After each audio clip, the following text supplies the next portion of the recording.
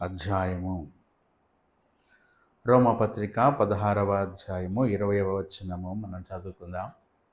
రోమా 16:20 సమాధానకర్తయగు దేవుడు సాతానును మీ కాళ్ళ క్రింద శీఘ్రముగా చితకద్రొక్కించును. మన ప్రభు అయిన యేసుక్రీస్తు కృప మీకు తోడయుండును గాక. చిన్న మాట మనం ప్రార్థన చేద్దాం. దేవుడు మన వినికిడిలో ఈ వాక్యమును ఆశీర్వదించినట్లుగా మనం ప్రార్థన చేద్దాం. స్తోత్రములు తండ్రి, యేసు ప్రభువా నీ వందనాలు స్తోత్రములు చెల్లిస్తున్నాం. రాత్రి వేళ నీ పరిశుద్ధ పాద సన్నిధిలో ఈ రీతిగా మోకరించడానికి ప్రార్థించడానికి తండ్రి విరిచిన నీ కృపా నీ మహదైశ్వర్యమును బట్టి స్తోత్రములు. కొద్ది నిమిషములు నీ వాక్యమును ధ్యానించాలని ఆశపడుతుండగా సహాయం చేయండి. ఆయన వాక్యము ద్వారా మాతో మాట్లాడండి. యేసు నామమును ప్రార్థిస్తున్నాము తండ్రి, ఆమేన్. ప్రభునందు నాకు అత్యంత ప్రియులారా, ఈ చదవబడినటువంటి లేఖన భాగము రోమాపత్రిక 16వ అధ్యాయము ఈ 20వ వచనము మనం గమనించినట్లయితే ఇందులో అపోస్తలుడైనటువంటి పౌలు గారు ఒక మాట అంటున్నారు. సమాధానకర్తయగు దేవుడు సాతానును మీ కాళ్ళ క్రింద శీఘ్రముగా చితక తొక్కించును. మన ప్రభు అయిన యేసుక్రీస్తు కృప మీకు తోడయుండును గాక అనే మాట రాయబడింది. సాతానును మీ కాళ్ళ కింద శీఘ్రముగా తొక్కించును అనే మాట మనం చూస్తూ ఉన్నాం. సాతానుడు అంటే ఎవరు అని మనం ఆలోచిస్తే ఇక్కడ ఇద్దరు వ్యక్తులు మనం గమనించవలసినటువంటి వారు ఇద్దరు ఉన్నారు. ఒకరేమో దేవుడు, ఇంకొక వ్యక్తి ఎవరు? సాతాన్. దేవుడు పాజిటివ్ అయితే సాతాన్ ఏంటి చెప్పండి? నెగటివ్. కనుక దేవుణ్ణి ఆరాధించడానికి వచ్చినటువంటి మనము ఈ దైవ భక్తులకు విరోధముగా వ్యతిరేకముగా పోరాడుతున్నటువంటి వ్యక్తి ఒక ఆయన ఉన్నాడు. అతనే ఎవరనంటే సాతాను. మనకు దేవుని గూర్చినటువంటి జ్ఞానము ఎంత ఉన్నదో, ఎంత అవసరమో అంతే దేవుణ్ణి వ్యతిరేకించేవారు, దేవుణ్ణి ప్రేమిస్తున్న వారిని వ్యతిరేకిస్తున్నటువంటి వాడైనటువంటి సాతానును గూర్చి కూడా మనకు అంతే జ్ఞానము చాలా అవసరం. ఎందుకంటే ఇందాకే చెప్పాను, దేవుడు అనేటువంటి ఒక వ్యక్తి ఒక పాజిటివ్ అయితే సాతాన్ ఏంటి? నెగటివ్. కనుక పాజిటివ్కి ఎప్పుడు ఆపోజిట్గానే నెగటివ్ పనిచేస్తూ ఉంటుంది. కనుక దేవునికి ఎప్పుడు కూడా దేవుని కార్యాలకు, దేవుని చిత్తానికి, దేవుని ప్రణాళికకు, దేవుని ఆలోచనలకు, తలంపులకు, దేవుని యొక్క ఉద్దేశాలన్నిటికీ కూడా సాతానుడు ఎప్పుడు కూడా వ్యతిరేకంగానే పనిచేస్తూ ఉంటాడు. కనుక సాతాను గూర్చి కూడా, వాడు చేస్తున్నటువంటి పనులను గూర్చి కూడా, వాడు చేసే ఆలోచనలను గూర్చి కూడా మనకు అవగాహన ఉండడం అనేది చాలా అత్యవసరమైనటువంటి విషయం. ఎప్పుడైతే మనము క్రీస్తు రక్తము చేత కొనబడి విమోచింపబడి ఆయన పరిశుద్ధ సంఘములో సభ్యులముగా చేర్చబడ్డామో, ఎప్పుడైతే ఆయన భక్తులముగా మారామో, ఆ రోజు నుంచే దేవునికి విరోధి అయినటువంటి సాతాను కూడా మనకు విరోధి అయిపోతాడు. మనము లోకమును ప్రేమిస్తేనేమో సాతాను మనకు స్నేహితుడు. మనము లోకమును ద్వేషించి ఈ లోకమునకు వేరై మనం రక్షణ పొందితేనేమో సాతాను మనకు వ్యతిరేకి. కనుక ఎప్పుడైతే మనము దేవుని సంఘములో, సమాజములో మనం సభ్యులుగా చేరతామో, ఆనాటి నుంచి సాతాను కూడా మన మీద దృష్టి పెట్టి మనకు వ్యతిరేకముగా పనిచేయడము ప్రారంభిస్తూ ఉంటాడు. సాతాను ఏం చేస్తాడు అని అంటే, దేవునికి వ్యతిరేకమైనటువంటి కార్యాలు, దేవునికి ఇష్టము లేనటువంటి క్రియలు, తలంపులు, పనులు అవన్నీ కూడా నీ ద్వారా చేయించి దేవుని మనస్సు గాయపడే విధముగా, దేవుడు ఆయాసపడే విధముగా, దేవుడు నొచ్చుకునే విధముగా వాడు ప్రయత్నిస్తూ ఉంటాడు. సాతానికి బాగా తెలుసు ఏది దేవుడికి ఇష్టం, దేన్ని దేవుడు ప్రేమిస్తాడు, దేన్ని దేవుడు ఇష్టపడతాడు అన్నది సాతానుకు బాగా తెలుసు. కనుక దేవుణ్ణి గాయపరచాలంటే దేవునికి ఇష్టం లేనటువంటి పనులను చేయించాలి. ఇప్పుడు నన్ను గాయపరచాలనుకోండి, ఏం చేయాలో నాకు ఇష్టం లేని పని చేస్తే సరిపోయింది, అంతే, నేను గాయపడిపోతాను కదా. మిమ్మల్ని గాయపరచాలంటే ఏమిటి చెప్పండి? మీకు ఇష్టం లేని పని చేస్తే మీ కళ్ళెదురా మీరు గాయపడిపోతారు. అలాగే దేవుణ్ణి గాయపరచాలంటే దేవునికి ఇష్టం లేనటువంటి పనులు చేయించాలి. కనుక సాతాన్ని ఏం చేస్తాడంటే ఒక విశ్వాసి ద్వారా దేవుడు గాయపడే పనులు, దేవుడు నొచ్చుకునే పనులు, దేవుడు ఆయాసపడే పనులు చేపిస్తూ ఉంటాడు. దేవుడు అబద్ధమాడకూడదు అనేది దేవుని యొక్క సిద్ధాంతం.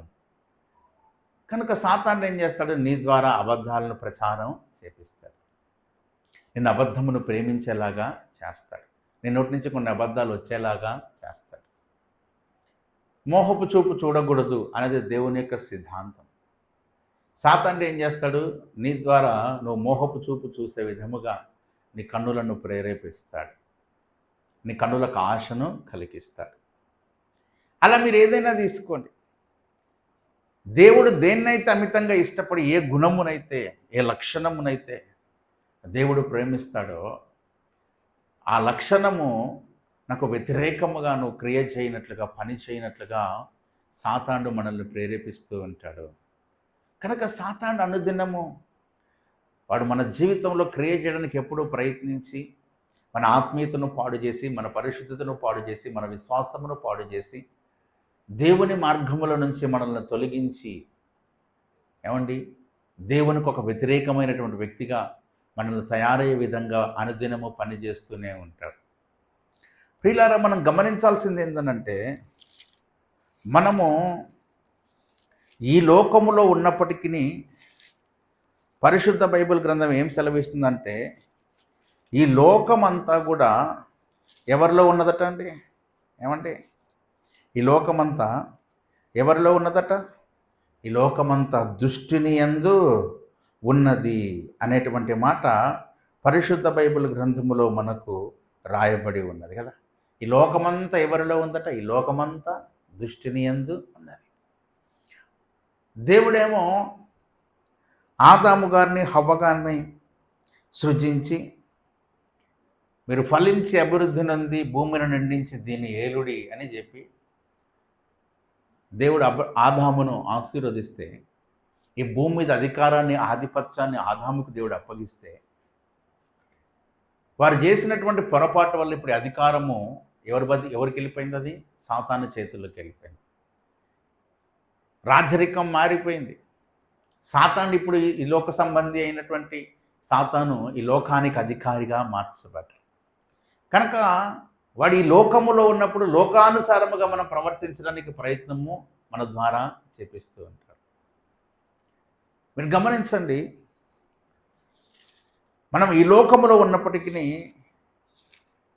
మన పరిశుద్ధతను, మన విశ్వాసాన్ని, మన భక్తిని, మన శక్తిని, మన పవిత్రతను మనం కాపాడుకోవడానికి నిరంతరము మనం పోరాడుతూనే ఉండాలి.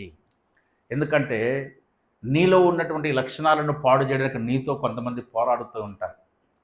ఆ మాటే ఎఫ్ఎస్సి పత్రిక 6వ అధ్యాయము, అందులో మీరు చూసినట్లయితే 12వ వచనం ఈ మాట చెబుతోంది. ఎఫ్ఎస్సి 6:12, ఎఫ్ఎస్సి పత్రిక 6వ అధ్యాయము మీరు 12వ వచనము చూస్తే, ఏలయనగా మనము పోరాడున్నది శరీరులతో కాదు కానీ ప్రధానులతోనూ అధికారులతోనూ ప్రస్తుత అంధకార సంబంధులకు లోకనాథులతోనూ ఆకాశ మండలమందున్న దురాత్మల సమూహములతో పోరాడుచున్నాము అనే మాట రాయబడింది.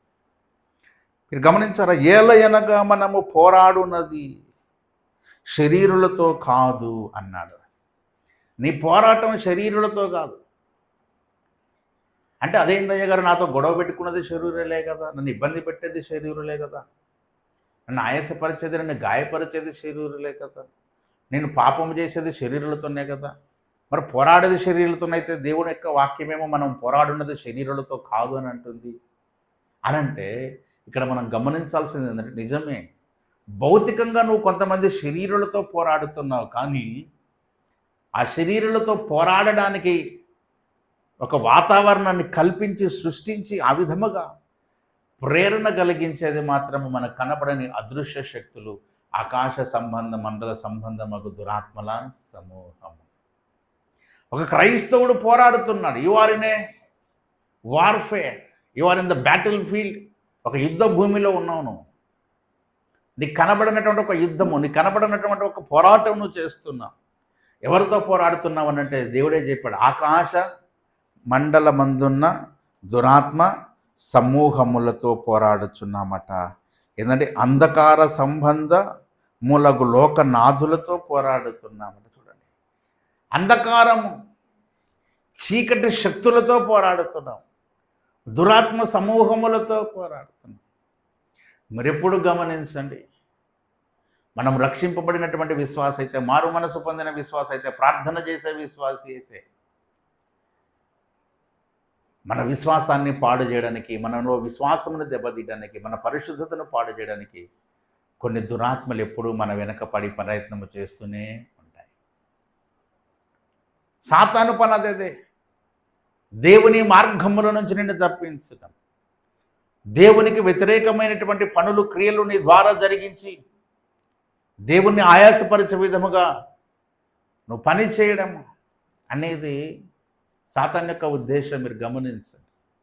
కాబట్టి ఇప్పుడు ఇలా ఎప్పుడైనా గమనించండి, దేవుని వాక్య వ్యతిరేకమైనటువంటి ప్రవర్తించాలని నీకు ఆలోచన కలిగినప్పుడు, దేవుని మీద సనగాలని, దేవుని మీద గొనగాలని, దేవుని వాక్యమునకు వ్యతిరేకముగా పనిచేయాలని నీకు ప్రేరేపణ వస్తుందంటే కారణం ఏంటంటే, నీ వెనక కొన్ని శక్తులు ఏం చేస్తున్నాయి చెప్పండి, నీ ద్వారా ఆ పనిని జరిగించడానికి ప్రయత్నము చేస్తున్నాయి అనే సంగతిని మీరు ఎప్పుడు కూడా మరచిపోకూడదు. దయచేసి సాతానుడు మనల్ని ఎలాగా ప్రేరేపిస్తాడో మనము చక్కగా ఈ అధ్యాయాల్లో చూడొచ్చు. ఏమండి, సాతానుడు మనకు వ్యతిరేకంగా ఎలా ప్రేరేపిస్తాడో మీరు గమనించండి. మొదటి దినవృత్తాంతముల గ్రంథము 21వ అధ్యాయము ప్రారంభ వచనం ఒకసారి మీరు చూసినట్లయితే, first Chronicle chapter 21 and verses 1. మొదటి దినవృత్తాంతములు 21:1. తరువాత సాతాను ఇశ్రాయేలునకు విరోధముగా లేచి ఇశ్రాయేలీయులను లెక్కించుటకు దావీదును ప్రేరేపింపగా, దావీదు యోవాబునకు జనుల యొక్క అధిపతులకును, మీరు వెళ్ళి బెర్షెబా మొదలుకొని దాని వరకు ఇశ్రాయేలీయులను ఎంచి వారి సంఖ్యను నాకు తెలియజేయటకై నా యొద్దకు దాన్ని తీసుకొని రండి అని ఏం చేశాడో చెప్పండి, అడిగాడు. గమనించారా? అంటే ఒక ప్రజలకు, దేవుని భక్తులకు సాతాను ఎలా విరోధంగా పనిచేస్తాడో, ఎలా మన ద్వారా తప్పిదాలు జరిగిస్తాడో, ఎలా మన ద్వారా పొరపాట్లు జరిగిస్తాడో ఇక్కడ మనకి ఈ వాక్యం చాలా స్పష్టంగా చెప్తాను కదా. ఏమన్నా ఇక్కడ తరువాత సాతాను, ఎవరట చెప్పండి, తరువాత సాతాను ఏం చేశాడట, ఇశ్రాయేలునకు విరోధముగా లేచి. అంటే అప్పటికే ఇశ్రాయేలు చాలా భక్తిగా ఉంటున్నారు, పరిశుద్ధంగా ఉంటున్నారు, దేవుని మార్గంలో ఉంటున్నారు, దేవుని ప్రేమిస్తున్నారు, ధర్మశాస్త్రాన్ని అనుసరించి పాటిస్తున్నారు, దావీదు చాలా చక్కగా పరిపాలిస్తున్నాడు, దేవునికి ఇష్టలుగా ఉన్నారు, ఇశ్రాయేలు సామ్రాజ్యం విస్తరిస్తుంది, భక్తిలో పెరిగిపోతూ ఉంది. ఇది నచ్చట్లేదు సాతానికి. ఎలాగైనా వీళ్ళని జడగొట్టాలి, ఎలాగైనా సరే వీళ్ళని పాపంలో పడేయాలి, ఎలాగైనా సరే దేవుని యొక్క ఉగ్రత కోపం వీరి మీద తీసుకొని రావాలి అని సాతాను ఏం చేశాడట, వారికి విరోధముగా లేచి ఏం చేశాడు, ఏ పని చేస్తే దేవుడు శిక్షిస్తాడో, ఏ పని చేస్తే దేవుడు కోప్పడతాడో, ఏ పని చేస్తే దేవుడు మనకు విరోధముగా మారతాడో ఆ పనిని వీళ్ళను ప్రేరేపించి చేపిస్తాడట. మీరు గమనించండి. సాతాను ఏం చేస్తాడు, ఏం చేస్తే దేవుడికి కోపం వస్తుందో ఆ పనిని మనల్ని ప్రేరేపించి మనకు తెలియకుండానే మన ద్వారా అది జరిగిస్తాడు. దానికి చక్కని ఉదాహరణ ఇక్కడ మీరు చూసారా, ఏముంది ఇక్కడ, సాతాను ఇశ్రాయేలీయులకు విరోధముగా లేచి, ఇశ్రాయేలీయులకు ఎలాగైనా సరే పనిష్మెంట్ తీసుకురావాలి, ఏదో ఒకటి చేయాలి. ఏం చేయాలా? వాళ్ళతోనే దేవునికి వ్యతిరేకమైన కార్యం ఒకటి చేయించాలి అని చెప్పి అతడు ఏం చేశాడంటే దావీదు హృదయంలో ఒక ఆలోచన పుట్టించాడు. ఏందనంటే దాను మొదలుకొని బెర్షెబ, అంటే ఆ సువిశాలమైనటువంటి ఇశ్రాయేలు సామ్రాజ్యములో జనాభా లెక్క తీయించమని దావీదు ఆజ్ఞాయించాడట. ఎవరికి? అక్కడ ఉన్నటువంటి అధిపతులకు, సహస్రాధిపతులకు, అధికారులకు. ఆ సామ్రాజ్యంలోని అధికారులందరినీ పిలిచాడు, మంత్రులను, ప్రధాన మంత్రులను, వివిధమైన అధిపతులందరినీ పిలిచి సమావేశపరిచి ఒకటి చెప్పాడు, అయ్యా మన రాజ్యం చాలా సువిశాలమైపోయింది. అటువల సరిహద్దు దాని, ఇతర సరిహద్దు బెర్షెబ, ఎన్నో ఇశ్రాయేలు 12 గోత్రాలు ఉన్నాయి, లెక్కకు మించిపోయింది. మనం ఐగుప్తులోనికి వెళ్ళినప్పుడు 70 మంది, తిరిగి వచ్చినప్పుడు సుమారుగా కాల్బలం ఒక 20 లక్షలు అని అంటున్నారు. మరి ఇప్పటికీ మనం ఎంత అయిపోయామో మనకు తెలియదు కనుక ఇశ్రాయేలీల జనసంఖ్యను లెక్కిద్దాం. మీరు వెళ్ళండి, ఇశ్రాయేలు సరిహద్దులన్నింటినీ తిరగండి, దేశమంతా సంచారం చేయండి, జనాభా లెక్కలు తీసుకోండి, నా దగ్గరికి రండి అని చెప్పాడు. భౌతికంగా చూస్తే మనకు పెద్ద పొరపాట్లాగా, దాంట్లో తప్పే ఉందండి. జనాభా లెక్కలు తీసుకుంటే తప్పే ఉంది అందులో, అన్న పొరపాట. సెన్సెస్ అనేది ఎప్పుడు తీసుకునే ఉంటారు కదా, మనకు కూడా అంతే కదా. భారతదేశంలో ప్రతి 10 సంవత్సరాలకు ఒకసారి ఏం చేస్తారు? జనాభా లెక్కలు తీస్తారు. అలాగే ప్రపంచంలోని ప్రతి దేశం కూడా ఒక సర్టెన్ పీరియడ్ ఆఫ్ టైంకి వాళ్ళ యొక్క దేశ జనాభా సెన్సస్ తీసుకుంటారు. ఎంతమంది జనాభా ఎంత పెరిగారు ఈ 10 సంవత్సరాలు, 5 సంవత్సరాలు ఎంత పెరిగారు, స్త్రీలు ఎంతమంది ఉన్నారు, పురుషులు ఎంతమంది ఉన్నారు, వృద్ధులు ఎంతమంది, యవనస్తులు ఎంతమంది, పిల్లలు ఎంతమంది, జననాల రేట్ ఎంత, మరణాల రేట్ ఎంత అనేది అంతా ఒక క్యాలిక్యులేషన్ చేసుకుంటారు. అదేం రాంగ్ కాదు. దావీదు కూడా ఆ పనే చేశాడు. కానీ దావీదు చేసినటువంటి ఈ పని అక్కడ ఉన్నటువంటి ఇశ్రాయేలీల అధికారులకే నచ్చలేదట. అందుకనే కింద చూసారా 3వ వచనములో, అందుకు యోవాబు, రాజా నా ఏలినవాడా, యెహోవా తన జనులను ఇప్పుడున్న వారి కంటే 100 అంతలు ఎక్కువ మందిని చేయునుగాక, వారందరూ నా ఏలినవాని దాసులు కారా? నా ఏలినవానికి ఈ విచారణ ఎలా? ఇది జరగవలసిన హేతువేమి? ఇది జరిగిన ఎడల ఇశ్రాయేలీలకు శిక్ష కలుగును అని మనవి చేసెను అట. యోవాబు ఎవరు? దావీదు మహారాజు యొక్క సైన్యాధిపతి, దావీదు యొక్క సైన్యానికి చీఫ్ ఆర్మీ ఆఫీసర్. ఆయన చెప్తున్నాడు, రాజా ఎందుకయ్యా ఈ జనాభా లెక్కింపుడు?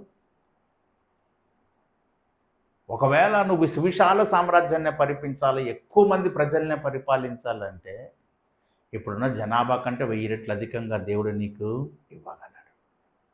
నువ్వు ఎందుకు లెక్క పెడుతున్నావు? ఒకవేళ నువ్వు లెక్క పెడితే ఇశ్రాయేలీలకు ఏం కలుగుతుందట? శిక్ష కలుగుతుంది. కింద చూసారా, ఇశ్రాయేలీలకు జరిగినడల ఇశ్రాయేలీలకు శిక్ష కలుగును అనే మాట. A punishment will be posted to the nation of Israel if you conduct the census. జనాభా లెక్కలను తీసుకుంటే ఇశ్రాయేలుకి శిక్ష కలుగుతుంది, ఇది చేయకూడదు అని చెప్పారు. నిజానికి వాస్తవానికి దావీదు కలిగిన ప్రేరేపణ ఇది, దావీదు అనుకున్న ఆలోచన ఇది కాదు కదా. ఎవరు ప్రేరేపించారు దావీదుని? సాతాను ప్రేరేపించాడు. కాబట్టి ఇశ్రాయేలులకు శిక్ష కలిగే విధముగా ఒక ఆలోచన రేకెత్తించబడింది, అది ఎగ్జిక్యూషన్ అయిపోయింది. కానీ దావీదు ఆ మాట విన్నాడా? మీరు చూడండి, అయినను యోవాబు మాట చెల్లక రాజు మాటయే చెల్లెను అనే మాట ఉంది. ఎవరి మాట తెల్లలేదట? యోవాబు మంచిగా సలహా ఇచ్చాడు. ఏమని? అయ్యా ఇట్లా చేస్తే మనకు శిక్ష వస్తుంది, నీకు మరీ జనాలను పరిపాలించాలనే కోరికుంటే ఇంతకు 5 రెట్లు 10 రెట్లు 1000 రెట్లు ఎక్కువ జనాభాని దేవుడు ఇవ్వగలడు, అనవసరంగా ఎందుకు లెక్కిస్తావు అని అన్నా కానీ దావీదు పట్టించుకోలే. లేదు లేదు లెక్కలేయాల్సిందే అన్నారు.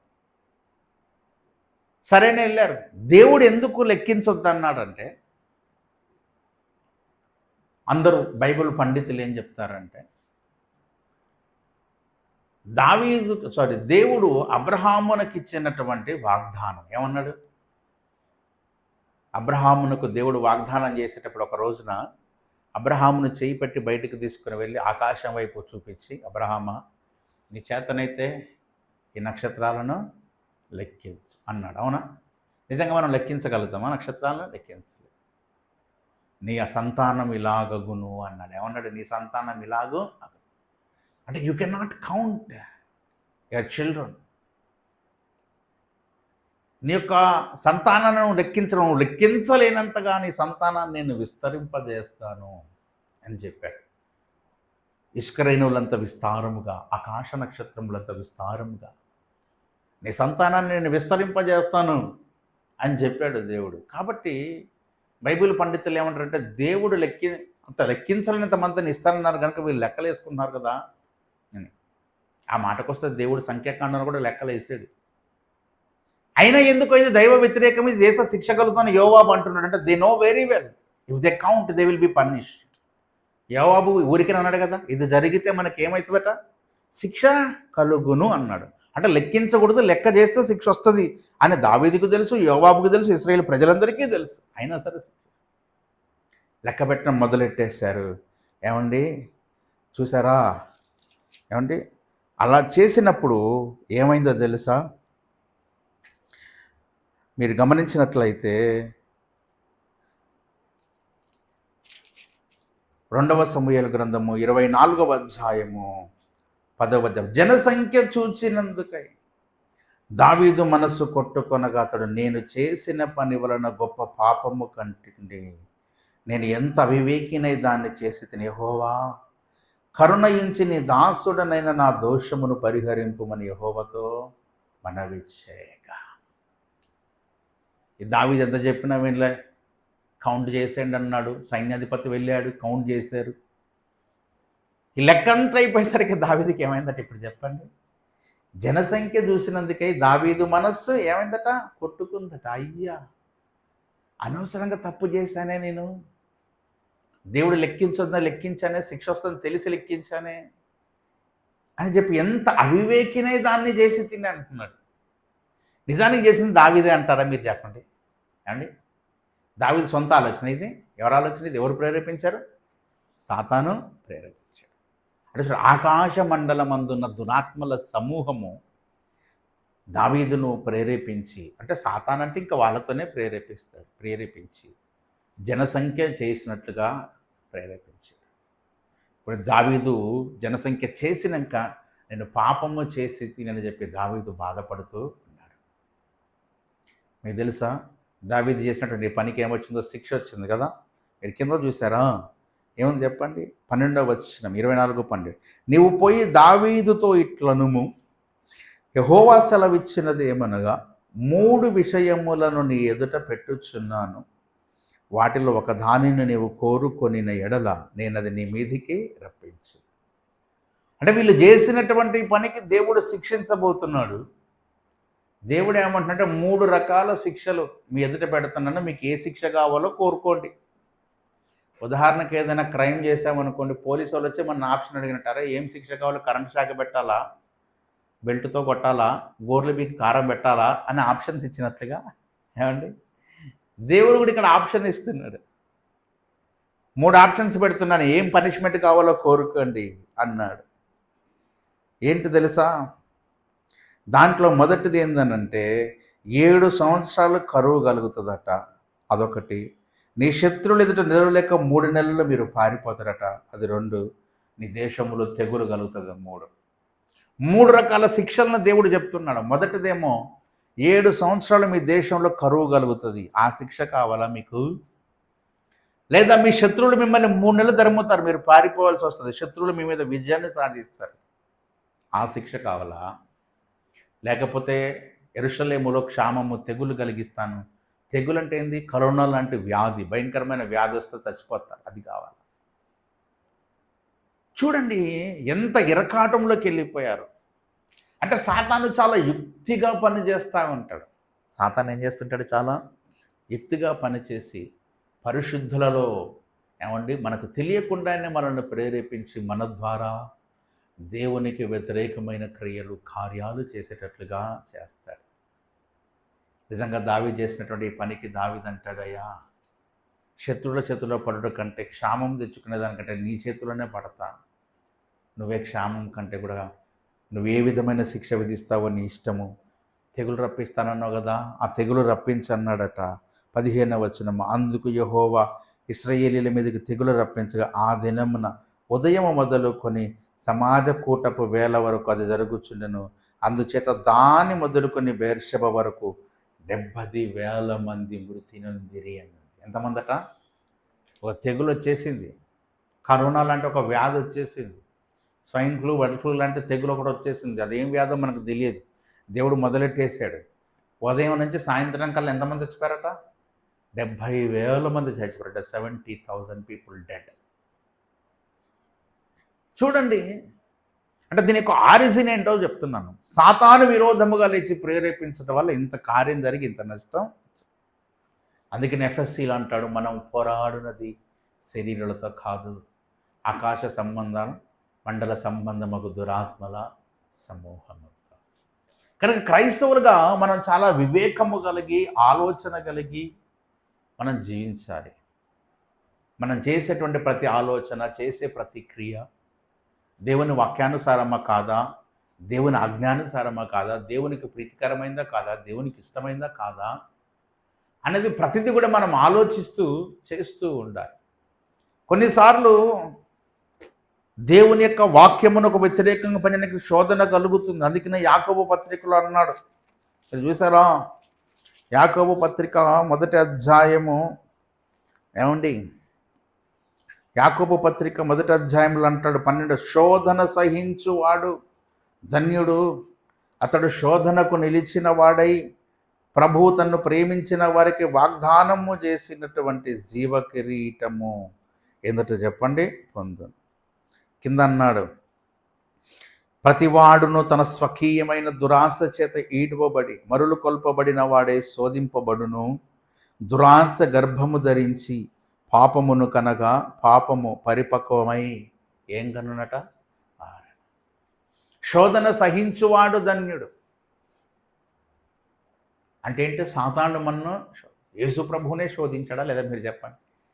యేసు ప్రభు వారు 40 దినాలు ఉపవాస ప్రార్థన చేశాక ఆ ప్రార్థనను ముగించుకొని ఆయన తిరిగి వస్తూ ఉంటే ఆయన ఏమన్నాడు, నువ్వు దేవుని కుమారుడు అయితే ఈ రాళ్ళు రొట్టెలగినట్లుగా ఆజ్ఞాపించు. నువ్వు దేవుని కుమారుడు అయితే ఏం చేయాలంటే చెప్పండి, కొండ శిఖరానికి తీసుకుని వెళ్ళి అక్కడి నుంచి దూకై దేవదూతలు నిన్ను కాపాడుతారు. నువ్వు దేవుని కుమారుడు అయితే నాకు మొక్కు, ఈ లోక మహిమంతా చూపించి నీకు ఇచ్చేస్తానని చెప్పాడు. అంటే చూడండి, శోధన ఇవన్నీ కలుగుతూ ఉంటాయి. వాటన్నిటిని మనం తప్పించుకోవాలి. అది నేను చెప్పేది. శోధన అంటే అర్థం ఏంటంటే పాపమునకు కలుగు ప్రేరేపణ, దేవుని వాక్యమునకు వ్యతిరేకంగా ప్రవర్తించినట్లుగా కలిగేటువంటి ఆలోచన, దాన్ని మనం ఏమంటాం? శోధన అంటాం. కాబట్టి ప్రియులారా, మనం గమనించాల్సినటువంటి విషయం ఏంటంటే, మనం చదివినటువంటి మూలవచనములు అంటాడు, సమాధానకర్తయగు దేవుడు సాతానును శీఘ్రముగా నీ కాళ్ళ క్రింద త్రొక్కించు.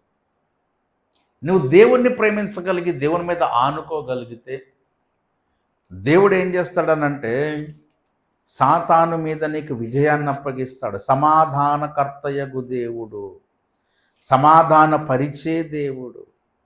ఆయన ఏం చేస్తాడన్నానంటే ఏమండి, సాతాను మీద సాతాను మీద మనకు విరోధం, సాతాను మీద మనకు అధికారాన్ని ఇచ్చేస్తాడనంట. సాతానును ఆయన ఏం చేస్తాడు చెప్పండి, శీఘ్రమే మన కాళ్ళ కింద చితక ద్రొక్కున్నట్లుగా ఆయన చేస్తాడు. ఇది ఈ నెల వాగ్దానం మనకు. పోయిన నెల నేను ఏం వాక్యం చెప్పానో మీకు ఏమైనా జ్ఞాపకం ఉందా? జనవరిలో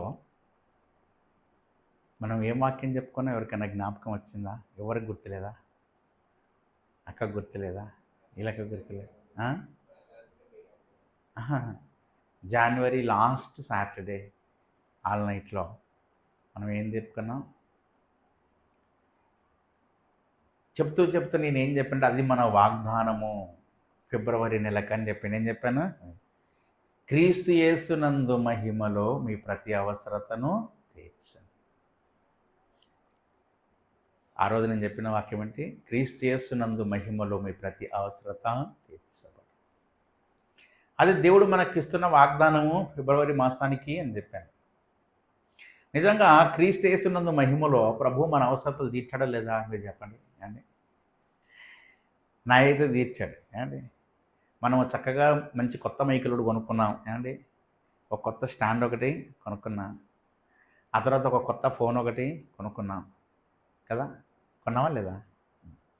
అంటే నేను కొన్న నా అవసరాలు చెప్తున్నాను, మీది నేను చెప్పలేనండి అండి. కొత్త ఫోను, కొత్త మైక్స్, కొత్త స్టాండ్, కొత్త మంచం కొనుక్కున్నాను నేను. ఏమండి, నాకు నడుము నొప్పి వస్తుంది కాబట్టి ఫ్లాట్ బెడ్ ఒకటి కొనుక్కున్నాను. సో ఇట్లా అవసరాలన్నీ ఏమైపోయినాయి చెప్పండి, తీర్చు.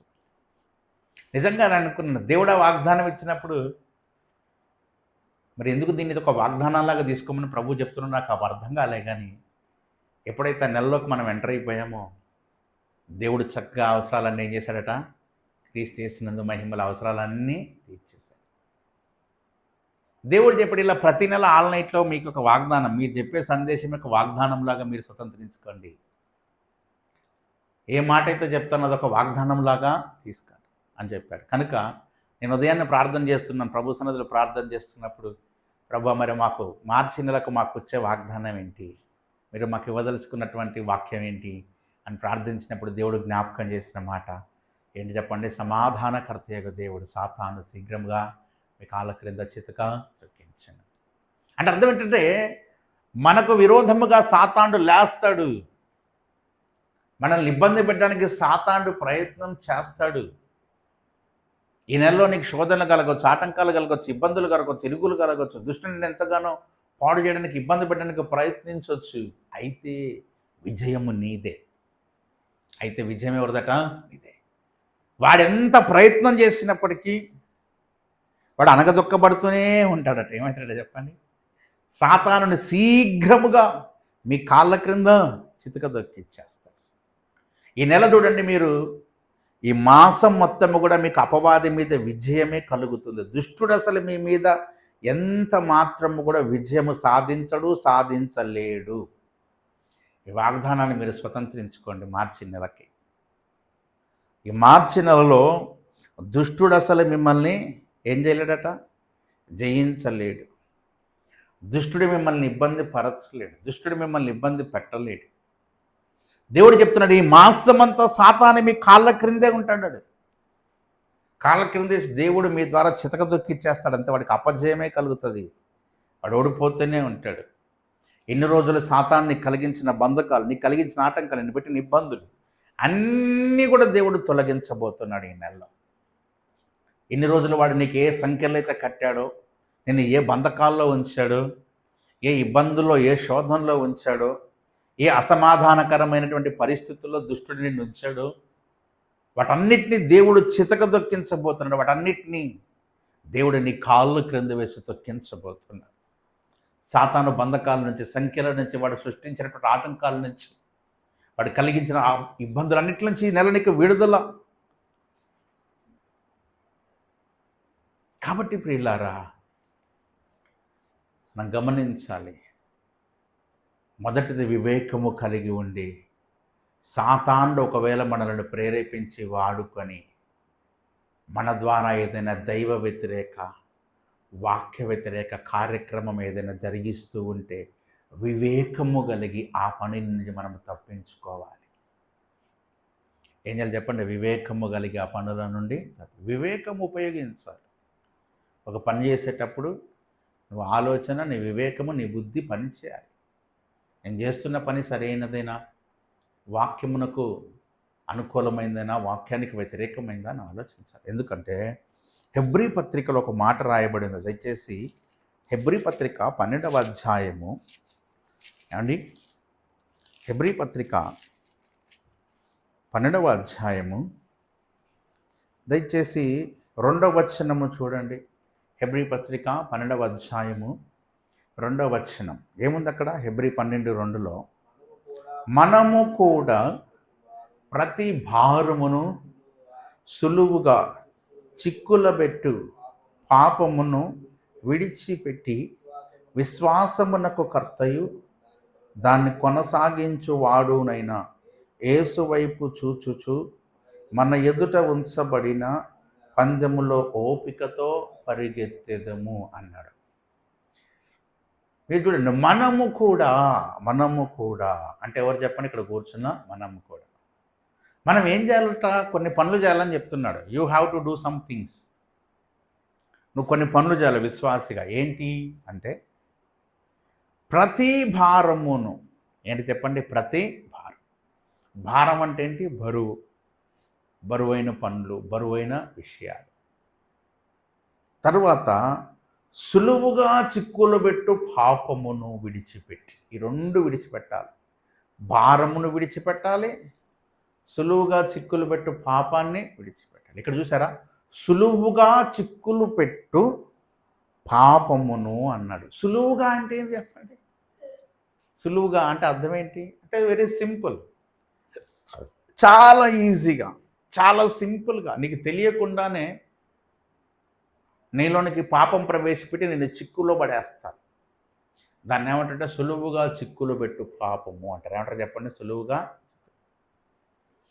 నీ ద్వారా ఈ సులువుగా చిక్కులు పెట్టు పాపము చేపించే దేవుడు అంటే సాతానుగాడే. మనకు తెలియకుండానే మనల్ని ఏం చేస్తాడనంటే ఈ చిక్కులు పెట్టేటువంటి పాపములోనికి వాడు నడిపిస్తాడు.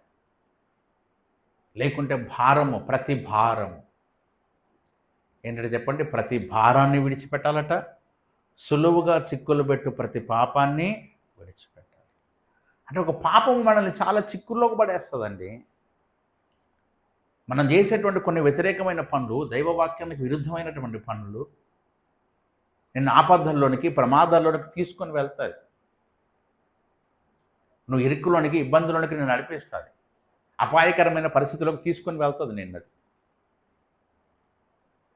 ఇప్పుడు ఉదాహరణకు ఒక భర్త భార్యకు తెలియకుండా పాపం చేయడం, లేదా భార్య భర్తకు తెలియకుండా పాపం చేశాడు అనుకోండి ఉదాహరణకు, అది గినక సమాజంలో బయటకు తెలిస్తే అది ఎంత చిక్కు కదా, అవునా?